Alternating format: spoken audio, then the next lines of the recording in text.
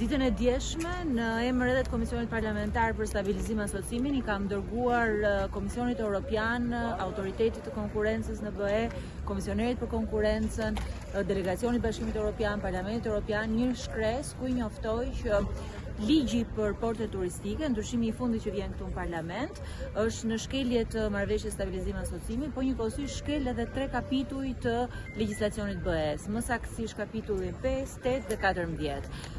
Nuk është gjë e re që ligjet që kalojnë këtu në parlament janë ligje me porosi, janë ligje që mbrojnë interesat veçanta, por ligji i porteve është ligji 18 në radhën e ligjeve që vinë këtu në parlament me porosi, është ligj me porosi.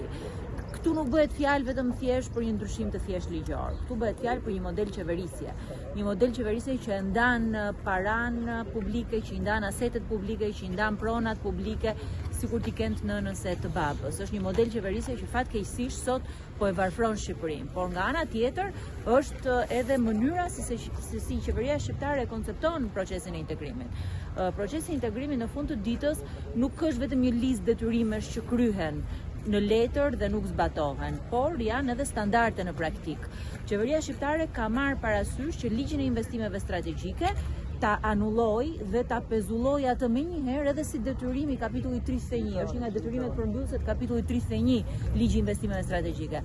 Ndërkohë që këtë ligj e kam akoma në fuqi dhe duhet përfundoj brenda aktiviti, qeveria shqiptare thot kush merr një investim strategjik ne do japim edhe një port. Pagar këto të gjitha. Do marrin dhe përfitime taksash, ndërkohë që në çdo prokurim tjetër publik, edhe për një stilolaps, edhe për një mjet pune të çdo bashkie, të çdo drejtorie ka gar, asetet publike këtu ipen pagar. Ky është ligji më i shpejt, paktën në kaq vite sa jam në parlament, ligji që ka kaluar me shpejtësi më të madhe. Ditën e martë nisën diskutime në orën 11:30 dhe përfunduan po ditën e martë në orën 10 të darkës.